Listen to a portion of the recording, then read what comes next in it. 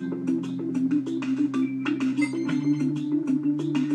has been so much hype around this iPhone 5 that on the first day, 2 million people bought this phone, sight unseen. That's because Apple has typically made such great products. And the fact is that many of them didn't even know what the new features were or how good this phone really was. So is the iPhone 5 the best phone on the market, and is it a worthwhile upgrade? The iPhone 5 has a beautiful aluminum body that actually makes you want to hold the phone more than you ever did before. Seriously, I haven't wanted to put this thing down since I got it.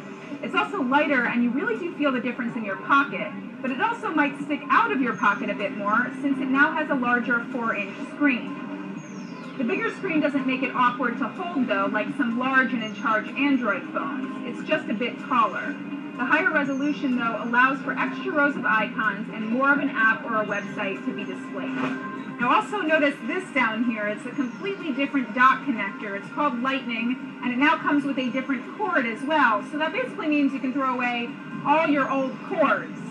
Okay, maybe not this one because I'll need it for my iPad, and maybe not this one either because you can buy a $30 adapter and you can attach it to this to work with the new iPhone.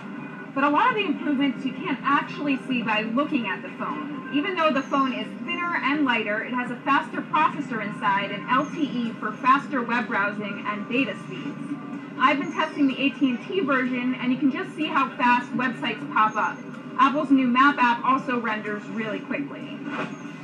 And because people still do make phone calls, I did find the voice quality to be really good as a phone. And you can also now make FaceTime calls over 3G and LTE.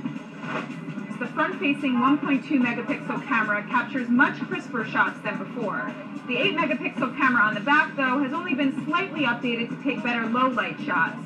But honestly, it doesn't seem that much better than the iPhone 4S camera. There are also some changes to the camera software. iOS 6 brings new panoramic photos to the phone.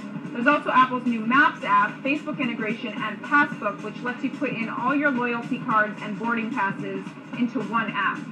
My favorite, though, is the ability to turn on Do Not Disturb. It turns off all your notifications when you're in a meeting or sleeping.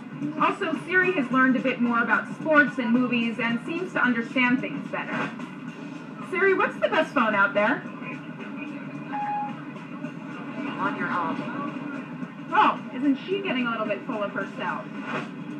Now, some will ask, is it as good as this, the best Android phone on the market, the Galaxy S3? And to that, I will say this, that the Galaxy S3 might have more features, but the iPhone 5 is a lot prettier to look at and a lot easier to use.